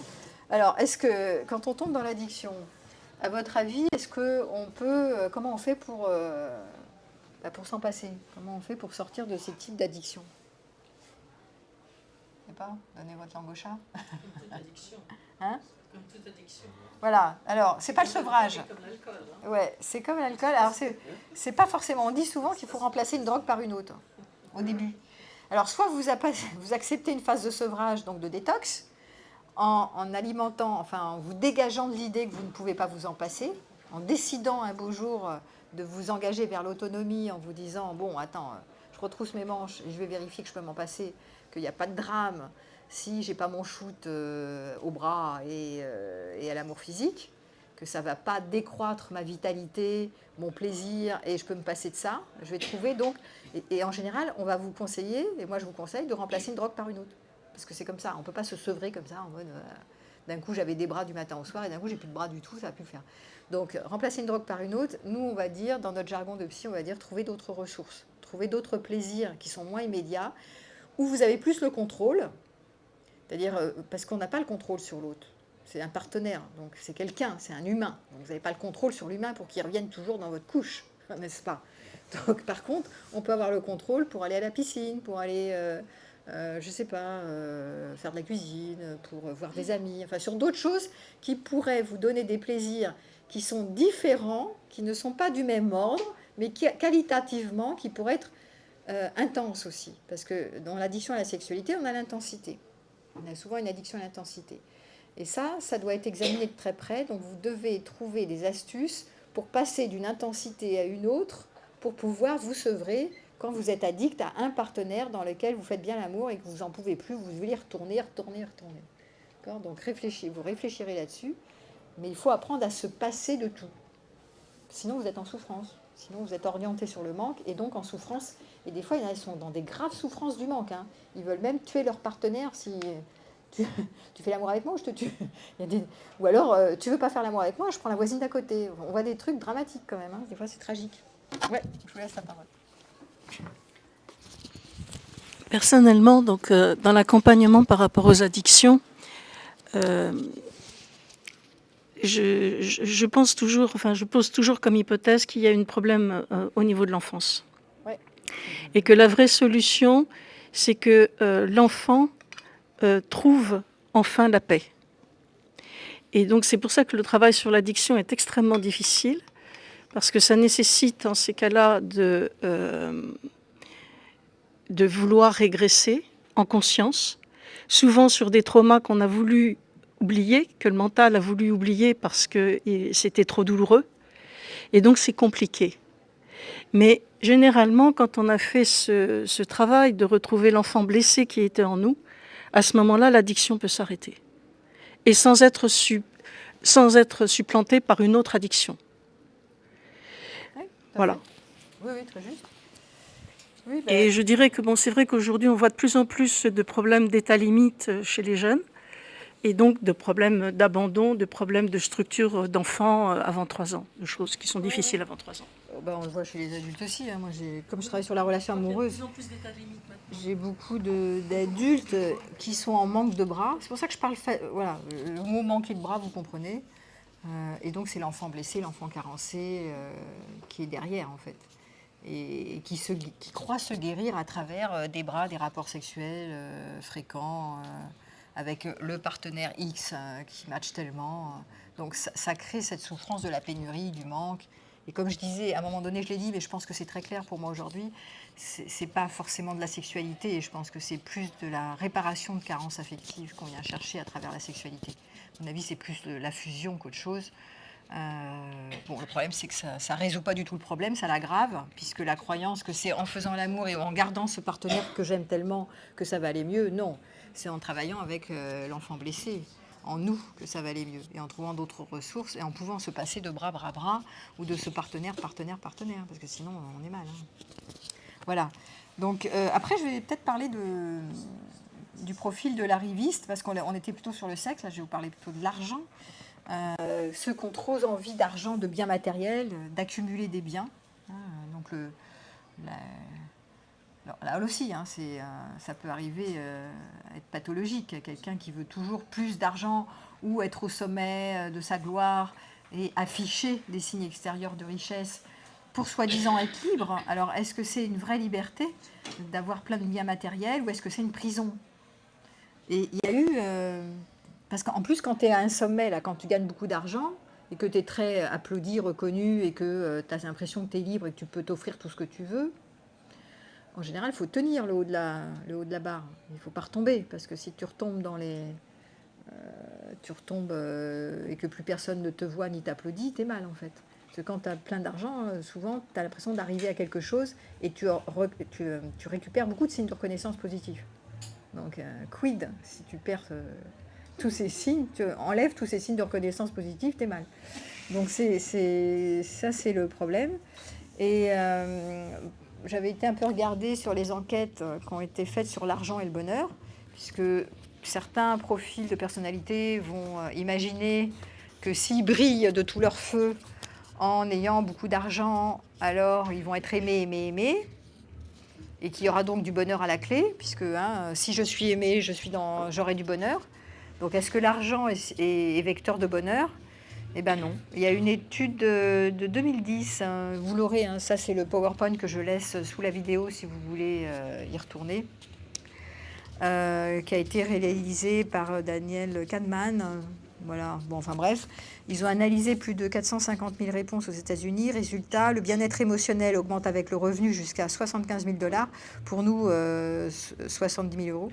Mais au-delà de ce seuil, il ne progresse plus significativement. Donc ça veut dire qu'un revenu suffisant permet d'éviter le stress lié aux besoins de base, logement, santé, sécurité. Au-delà, il n'apporte pas plus de bonheur au quotidien. Donc la couche sociale médiane, en fait, elle a plus accès au bonheur, en clair, que ceux qui sont au-dessus de la couche médiane, là, qui ont plus d'argent, mais par contre, qui sont plus en prison, ils sont plus emmerdés que les autres, quoi, en fait. Voilà, ils ont moins accès au bonheur que les autres parce que ça devient une prison.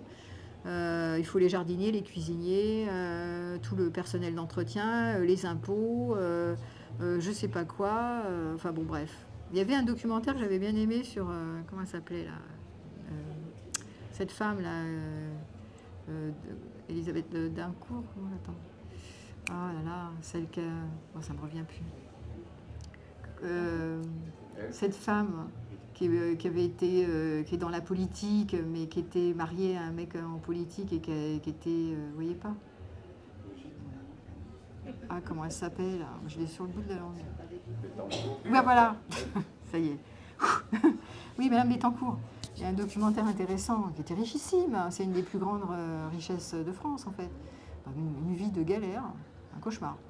Enfin, ça avait l'air sympa 5 minutes, mais alors, franchement, le documentaire est intéressant parce que elle est vraiment au-dessus de la mêlée pour le coup. Mais alors, c'est triste, quoi. C'est vraiment, voilà, c'est exactement ça. C'est pas plus de bonheur au quotidien du tout, voire pas de bonheur. Donc l'argent ne fait pas toujours le bonheur, mais il y contribue, comme on dit.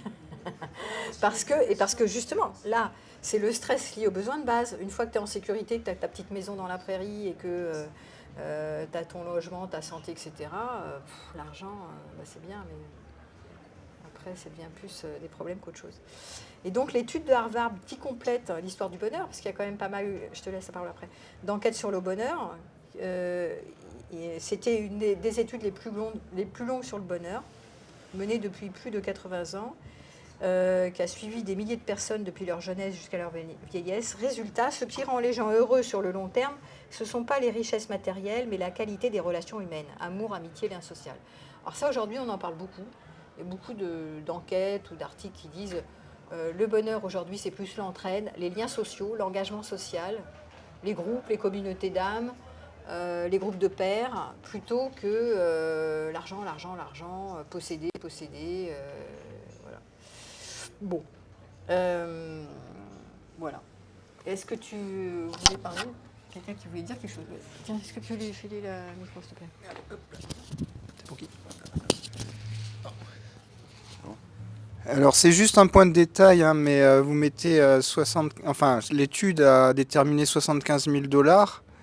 Après, c'est pas un transfert juste par taux de change, hein. Pour la France, ce serait intéressant de savoir à partir de quoi, enfin quel est le revenu optimal, si c'est de l'ordre de 45 000 euros, en prenant en compte évidemment tous les aspects sociaux comme l'école gratuite, la santé, etc. Ouais. Alors, c'était développé, moi j'ai pris vraiment l'élément synthétique, mais ils avaient fait une comparaison avec les pays, tous les pays, tu vois, d'Europe, la Suède. Alors, dans les pays, justement, en Suède et en Norvège, là où ils ont moins qu'aux États-Unis, tu vois, des besoins de signes extérieurs de richesse, ça montrait que le bonheur était plus présent, enfin, les gens se disaient plus heureux que dans les pays où on est très dans démonstratif dans les possessions, les biens matériels, etc. Donc c'était un peu fait sur tous les pays. Et c'était le PIB, tu sais, le produit intérieur de... Ouais, c'était calculé, il y a des enquêtes là-dessus. C'est devenu très à la mode de calculer le bonheur dans les différents pays du monde. Est-ce que les gens sont vraiment heureux? Pourquoi ils sont heureux? Pourquoi ils ne sont pas heureux? Bon, c'est vrai que là, les enquêtes, elles mènent plutôt sur la satisfaction par rapport aux liens sociaux. Voilà. Ça a l'air... Ce qui ne veut pas dire qu'évidemment, si tu n'as pas du tout d'argent, c'est sûr que tu vas être en souffrance. Donc c'est pour ça qu'il disait qu'il faut un minimum syndical. Et puis après, au-delà, c'est pas probant, si tu veux, tu vois. Voilà. Donc c'est au-delà. Donc c'est les relations humaines, le sens donné à la vie aussi, le sens que tu donnes à ta vie, et la liberté intérieure plutôt. Tu vois, la liberté intérieure, c'est ce que je viens de développer ce soir. Si tu es vraiment addict au sexe, tu n'es pas libre. Si tu es addict à l'argent et que tu as peur de manquer d'argent toutes les 5 minutes, tu n'es pas libre. Tu vois, et à la volonté de puissance aussi. Et à la volonté de puissance. Alors la volonté de puissance, c'est normal de prendre sa place dans le monde, mais jusqu'où tu es dans la toute-puissance, jusqu'où tu te prends la tête avec ça, et que ça finit par te nuire et te polluer, si tu veux. Parce qu'à un moment donné, ton estime de toi, elle grimpe, mais il faut toujours tenir la barre haute, la dragée haute. C'est sans fin l'histoire. Donc à un moment donné, c'est bien de revenir à je ne suis rien, je n'ai jamais été rien, je reviendrai au rien, puisque je suis rien d'ailleurs. Et puis ça va te calmer un peu, quoi, tu vois. Sinon, c'est je suis tout, je veux être tout. J'ai vu il n'y a pas très longtemps le film d'Aznavour, tu vois, il était au sommet de sa gloire. Il était ok, il réparait son enfance, mais au sommet de sa gloire, c'est bien, il était tout le temps, mais il était malheureux en fait, parce que et après, and so what, quoi. Intérieurement, l'enfant n'est jamais réparé, et puis tu te fatigues en fait, tu es toujours en train de bosser, tout ça pourquoi, quoi. Voilà. Donc tu peux être en apparence, en montrant une image de satisfaction, de tout va bien, cheese, on le voit beaucoup dans les réseaux sociaux, j'ai de l'argent, je suis dans tel voyage, dans tel pays du monde, j'ai la bagnole, le machin, nanana, les nanas, ta. Mais bon, en réalité, intérieurement, ça veut rien dire, mais ça ne veut rien dire du tout, comme ça. Donc, c'est pas du tout significatif, en fait. Le problème, c'est que les gens se comparent, ils s'imaginent que ceux-là, ils ont tout, et moi, j'ai rien, et bon. C'est tragique, en fait. Donc, le plaisir est éphémère. La conclusion sur le sexe, bah oui, c'est l'illusion de l'instant présent, puisque le sexe, c'est quand même souvent quelque chose qui ne dure pas éternellement. Hein. Un rapport sexuel, ça a une durée limitée en temps. Donc ça active des neurotransmetteurs, dopamine, ocytocine, comme je l'ai dit, attachement, confiance et plaisir-récompense. Mais c'est puissant, mais c'est temporaire, ça ne dure qu'un temps. Et une fois l'orgasme passé, tu as la sensation de ton bonheur qui... On l'a encore plus chez les hommes que chez les femmes, cette espèce de plateau là, que ça redescend comme ça. Donc du coup, si tu cherches uniquement le bonheur dans le sexe, eh ben, tu risques de tomber dans une quête perpétuelle de nouvelles expériences pour combler un vide intérieur. Et moi, je le vois dans mes formations, parce que j'accompagne pas mal de personnes sur des formations en ligne. Là, la dernière que je viens de terminer cette semaine, c'était sur le vide affectif. Et je voyais beaucoup pas que des hommes hein, d'ailleurs, des personnes qui étaient toujours un peu mendiants comme ça, en quête de plans amoureux et ou sexuels, parce qu'il y avait un vide intérieur à combler. Et que c'était la stratégie privilégiée pour combler ce vide. Faire l'amour et avoir un partenaire ou des partenaires. Mais c'est sans fin le truc, parce qu'une fois que tu es comblé, and so what, quoi. Tu régleras jamais ce problème de vide intérieur par le sexe, en fait. Ça marche pas. Donc c'est ce qui disait un phénomène d'adaptation hédonique. Comme avec l'argent, plus on s'habitue à un plaisir, plus il faut en faire pour ressentir le même effet, et t'en veux toujours plus, et après tu veux plus lâcher le truc, ce qui crée le système des addictions. Voilà. Alors le sexe et l'amour ne sont pas toujours liés en plus. Hein, l'amour profond, le bonheur durable, ça repose sur des bases plus larges que la sexualité. Je ne l'ai pas dit, mais il y a des couples qui ne sont pas cimentés sur la sexualité, fort heureusement. Il y en a qui sont cimentés sur plein d'autres choses. Pourtant, il y a une opinion publique qui dit qu'un couple longue durée qui ne fait pas l'amour régulièrement n'est pas vraiment un couple. Enfin, je sais pas, on se demande ce qu'ils font. Mais non, il y a des couples qui ne sont pas cimentés sur la sexualité, c'est pas grave. Enfin, c'est pas dramatique, c'est même pas un problème des fois. C'est bien aussi, c'est ni bien ni mal, c'est différent. Voilà. Donc c'est bien de voir que l'amour profond n'est pas que basé sur une sexualité épanouie. Il peut y avoir du respect, de la confiance, des projets communs. On peut faire plein de choses d'autres que de faire l'amour comme des bonobos. Mais certains couples sont cimentés sur la sexualité, c'est parfait aussi en fait. Voilà. Et puis il peut y avoir des relations passionnelles avec beaucoup d'intensité sexuelle, mais complètement toxiques. C'est-à-dire que ça ne suffit pas pour faire un couple. Il peut y avoir, en général, ça va avec la jalousie, la manipulation, la dépendance affective, donc des trucs hyper malsains. Mais la sexualité est top. Ah oui, mais, voilà. Donc ça ne signifie pas grand-chose, si ce n'est beaucoup de désir, beaucoup de manque, beaucoup de passion, beaucoup d'états amoureux, beaucoup de tout partout, mais pas de stabilité, pas de sécurité, et donc beaucoup d'abîmes. Donc c'est pas du bonheur, ça. Voilà. Et puis, par rapport à la sexualité aussi, un point, c'est que dans notre sexualité, le sexe est souvent présenté comme un critère de bonheur. Et donc les gens vont se mettre la pression sexuelle. Alors ça aussi, j'en ai pas parlé, mais hommes ou femmes vont se mettre la pression pour être performants en amour, ou avoir une vie sexuelle parfaite, ce qui peut générer de la frustration, de la comparaison. Et pour les hommes, ils vont plus bander. Parce qu'à force de se mettre la pression, souvent on voit des problématiques de dysfonction érectile, parce qu'ils se mettent trop de tension. Donc il y a une envie de satisfaire la partenaire, de se satisfaire, mais surtout de satisfaire, de faire parfait, de faire un rapport sexuel parfait, bien comme il faut, être un bon amant, etc. Et à force de se mettre la pression, ben voilà, ça fait l'effet inverse. Donc l'anxiété de performance, elle est partout dans notre société. Ça aussi, c'est une injonction sociétale, soyez performants. Il y a jouissez, soyez performants, soyez parfaits, maîtrisez, contrôlez. Alors là, quand on est dans le domaine de la sexualité, c'est complètement antinomique avec l'abandon, puisque la sexualité célèbre l'abandon. Et là, on te dit, quelque part dans ta tête, il faut être performant. Alors, tu ne sais plus où tu en es, quoi. Donc voilà, je ne suis pas à la hauteur. Et après, on voit apparaître beaucoup de personnes qui... Moi, je ne suis pas sexologue, hein, mais il y en a beaucoup qui consultent des sexologues avec ces problématiques-là. Parce qu'ils se mettent une pression de dingue et ils n'arrivent pas à se l'enlever, c'est plus fort qu'eux. Ils veulent absolument, on est moulé pour bien faire, hein, et pour avoir le contrôle. Donc ça, c'est les problématiques qui arrivent aujourd'hui. Hein. On en voit beaucoup. Voilà. Bon, voilà. Donc le sexe peut être un feu qui éclaire ou un feu qui brûle, selon comment on l'utilise. J'avais bien aimé cette phrase. Voilà, sur le sexe. Et pour l'argent, est-ce que j'avais fait un truc? Non, je n'avais pas tard, apparemment. Vous allez peut-être conclure. Qu'est-ce que vous pourriez dire sur l'argent? Conclusion, tiens. J'ai fait la conclusion sur le sexe, mais... Oula. Bonjour, ce ne sera pas une conclusion, ce sera en 2 remarques. La première est anecdotique, mais porte sur les observations de ma collègue devant moi sur les clichés, je dirais, hommes-femmes. Alors, je ne doute pas du tout de la réalité de la chose. Il n'en demeure pas moins que je vois quand même un certain nombre de personnes à titre professionnel. Alors peut-être que parce que c'est en ville, parce que c'est des gens qui ont fait des études, des activités de service et tout ce que vous voulez. Mais les caricatures qu'on pouvait voir peut-être il y a 50 ans sur l'homme, la femme, comme ci, comme ça ou autre, je ne suis pas certain qu'on puisse formaliser ça aujourd'hui de cette façon-là.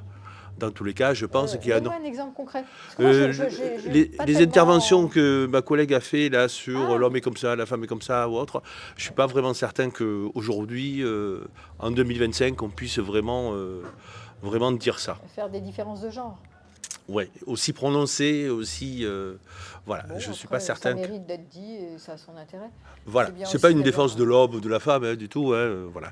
La deuxième, beaucoup plus intéressante, et sur le sujet, le sexe et l'argent. Oui. Si on prend en compte le fait, si on considère que 2 personnes, alors le mot normal, je ne veux pas du tout l'utiliser, se sont retrouvées sur une base de sentiments ou d'échanges communs, qui sont ni le sexe ni l'argent. Et que chacune a fait sa vie au préalable, ou l'a fait toujours sa vie professionnelle, et qu'il y a une différence notable de revenus. A fortiori, si c'est dans le sens où madame gagne plus que monsieur. Voilà. Dans ce cas-là, la question qui se pose est la suivante. Comment celui qui gagne plus peut arriver à expliquer, à convaincre l'autre que les échanges ne sont pas obligatoirement des échanges en termes d'argent. Disons qu'il y en a un qui peut mettre plus d'argent et l'autre peut apporter autre chose. Oui, c'est vrai, je suis d'accord. Et comment la personne qui finalement gagne moins peut arriver à prendre en considération la chose et se sentir légal et non pas dévalué ou assisté ou en situation d'infériorité. Voilà. Bah oui, c'est une question qui se pose dans Là, le c'est couple. une vraie problématique qui existe, non pas que les autres n'existent pas, mais c'est un angle... Si, ça arrive. Alors là, tu parles d'un exemple, un homme qui a plus de revenus qu'une femme, mais tu as l'inverse. Tu as des fois fait. des femmes qui ont plus de revenus qu'un homme, et le mâle se sent un peu moins viril, ça pose des problèmes aussi. Enfin, ça peut, pas systématiquement, mais ça peut poser des problèmes. Il y a une étude qui est sortie il n'y a pas très longtemps sur le sujet. C'est d'autant plus caricatural, effectivement, si madame gagne beaucoup plus que monsieur. Bah, ça arrive. Voilà. hein. Monsieur est très mal à l'aise dans ces cas-là. Alors, au cas par cas, parce que, voilà, après, il y a des gens qui se régulent bien entre eux. Il y en a qui s'en sortent bien et qui se prennent pas la tête avec ça. C'est plus marginal, on va dire. On s'attend à ce qui est équité. En fait, aujourd'hui, on s'attend à ce que les deux ramènent des salaires, voilà, et que ce soit à peu près équitable. Alors, quand il y a un écart de salaire, alors, ça dépend des couples. En tout cas, ça dépend des périodes. Si tu es avec tes enfants, tes machins, bon, ça dépend. On ne peut pas généraliser, mais il faut regarder selon les classes et les périodes d'âge aussi. Hein. Statistiquement parlant, Ouais. on est beaucoup plus toujours avec les femmes qui travaillent gagnent un moins peu, à cause des enfants, ouais. et donc avec des salaires moindres que Oui. ceux des hommes. Bon. Ça, c'est statistiquement, c'est ce qui C'est nous toujours. compose aujourd'hui. Oui, alors la question qui se posait, c'est qu'est-ce qu'on fait de ces différences Fondamentalement, il faut trouver une plateforme d'échange qui soit ni sexuelle ni de l'argent, qui permette de faire des échanges équilibrés entre les... Est-ce que tu as le micro là? Non. Il est où le C'est micro? moi Ah, mais non, ça va pas ça. Parce que moi, j'attends Le mon- ça va pas. Il faut qu'il reparle avec Ceux le. qui ont Repasse pas le le micro, micro, s'il te ça plaît, va et après pas tu bien. parleras. Je disais que la problématique est que le couple, puisque c'est le sujet, trouve une plateforme d'échange qui soit ni sexuelle ni l'argent pour équilibrer les rapports. Et bien ça, c'est dans les dialogues entre vous, dans le dialogue entre une femme et un homme. C'est bien de pouvoir parler d'argent de manière non taboue. Et parce que si c'est tabou, si tu veux, si tu as honte, par exemple, tu gagnes moins d'argent, que tu sois un homme ou une femme, et tu dis, oh là là, l'autre il en gagne plus, mais oh là là, mais comment je vais faire? Faut pas que... Enfin, je sais pas, je suis pas parfaite, quoi. Et puis, je vais pas m'accrocher, je suis pas dépendante, je suis dépendante de lui, par exemple. Ça se fait pas de se faire entretenir. Ou au contraire, je me fais entretenir, mais quand même, je suis inférieure. Enfin, tous ces trucs-là, là, qui sont pas souvent nommés, déjà, de pouvoir en parler librement, c'est déjà pas mal. Ça serait déjà pas mal. Ça serait déjà un plus de pouvoir lever le tabou au niveau verbal et avec le langage, de pouvoir nommer quel est notre rapport à l'argent individuellement, même pas dans le couple, avant le couple. Quel est mon rapport à l'argent? Quel est ton rapport à l'argent? Pouvoir discuter déjà, moi, mon rapport à l'argent, ton rapport à l'argent. Mon histoire familiale et le rapport à l'argent dans ma famille, ton histoire familiale et comment était comment le rapport à l'argent dans ta famille, et ensuite notre rapport à l'argent entre toi et moi, tu vois, dans la relation, comment ça se passe entre nous, qu'est-ce qui est facile, qu'est-ce qui n'est pas facile, et de pouvoir en parler. Et après, de contractualiser un truc qui nous va à tous les deux, parce que moi j'en sais rien au cas par cas, qu'est-ce qui me va, qu'est-ce qui ne me va pas. Mais au moins de pouvoir lever, nommer ces difficultés qui sont sous-jacentes à l'argent, qui sont souvent liées à la honte. J'ai honte d'être pauvre, toi tu es riche, je suis pas je suis indépendante et pas indépendant, ou alors je suis un homme, j'ai moins d'argent que toi, mais je devrais, puisque je suis un homme, en gagner plus que toi, mais qu'est-ce que je fous bordel? Enfin, tu vois, tous ces trucs-là devraient être soulevés avec un climat de sécurité, parce que si je ne suis pas en sécurité avec toi et avec moi, je ne vais pas pouvoir t'en parler librement, tu vois. Après, je ne sais pas ce qu'il faut faire, mais au moins en parler. Alors, tu vas laisser la parole. Non, moi, du coup, le problème que j'ai rencontré, c'est pas trop la honte ou quoi que ce soit. C'est de se dire, quand on est avec quelqu'un qui a beaucoup, beaucoup d'argent, beaucoup plus, moi, je trouve que je gagne suffisamment d'argent, sachant que c'est pas son mari, on n'a pas vécu toute sa vie ensemble, etc. C'est est-ce que je compte plus que son argent. Alors, Est-ce que je c'est compte quoi, autant tu ou gagnes plus que plus? ça, c'est ça? Beaucoup plus. Et donc, Eh bien, toujours me dire combien je vaux. Est-ce que il est prêt à me sacrifier pour sa carrière parce qu'il veut son argent? Et est-ce que même il me donne une valeur, même en tant que pourcentage de ce qu'il gagne? C'est bon parce que je l'ai vécu, donc du coup, comme valeur marchande, c'est ça? oui, voilà. Est-ce que je vaux 10% de ce qu'il gagne, ou est-ce que il serait prêt à gagner beaucoup moins, à sacrifier beaucoup pour maintenir cette relation? Tu veux dire en termes de disponibilité, parce que s'il travaille beaucoup, Non, non, même pas. En termes de choix de vie. S'il devait faire des choix pour notre couple qui ferait que il faudrait qu'il se délocalise, etc. Au niveau de son travail, est-ce qu'il serait prêt à le faire, ou est-ce qu'il serait prêt, ou est-ce qu'il sacrifierait plutôt la relation à Est-ce qu'il à priorise sa son vie professionnelle, Voilà. sa vie amoureuse, en fait, en clair, c'est oui ça? oui C'était la voilà question que tu te posais? oui oui D'accord. Bah après, qui est un peu obsédante quand même, hein, parce que les gens qui aiment leur vie professionnelle, alors là, c'est parce qu'ils gagnaient de l'argent, mais c'est pas que l'argent, ça peut être aussi le statut social, ça peut être une passion. Oui, de métier, les- ça peut être, tu vois, on ne sait pas trop quelles étaient ses priorités dans sa vie, mais moi qui exerce un métier passion, c'est pas tellement l'argent, je vais pas jamais gagner tellement d'argent, mais c'est plutôt ça donne du sens à ma vie, si tu veux, tu vois. Et donc ça a toujours été plus ou moins une priorité dans ma vie. Et la relation amoureuse, elle était un peu, des fois un peu en dessous. Mais ça, c'est au cas par cas de demander. Mais là, c'était vraiment plus axé sur l'argent. C'est-à-dire ma promo, ça va tripler mon salaire. Je vais être dans les machins dans les 15 premiers de la plus grande machin, et je vais être heureux, quoi. Donc ça, c'est gênant dans la relation. Je trouve que on a l'impression qu'on n'est pas grand-chose finalement dans tout ça. Alors, si tu n'as pas une très grande estime de toi, tu peux te massacrer avec ça. Alors, il faut que tu fasses attention à vraiment d'abord poser la question en direct, comme je l'ai dit tout à l'heure, parler librement de comment tu te perçois par rapport à cette question d'argent, de priorité ou de ne pas être prioritaire. Est-ce que je suis prioritaire? Est-ce que je suis importante pour toi, pas importante pour toi? Et de voir quelle est sa réponse. Moi, j'en sais rien, il n'est pas là. Mais si tu lui demandes directement, est-ce que je suis importante pour toi, il te répondra. Est-ce que je suis... Oui, il répondra oui, mais est-ce que c'est la vérité? Ah bah ça, voilà. Si tu crois pas... oui, bah après, ça, j'y peux rien. Si tu crois que l'autre, il te ment... Moi, j'ai parlé d'un climat de sécurité et de confiance où tu t'exprimes en authenticité. Et après, si l'autre, il te dit des trucs et que tu crois qu'il ne te dit pas la vérité, là, j'y suis pour rien. Pour qu'il y ait un couple, la base, c'est la sécurité et la confiance. Sinon, il n'y a pas de couple. Si tu te dis, il me dit un truc, mais il en pense, il ne dit pas vrai, t'es mal barré. Donc, la base, c'est la confiance. Voilà. Bon, ben, merci. Encore quelqu'un qui veut dire quelque chose, ou sinon je vais conclure parce qu'il est 1h, on a fait 1h30.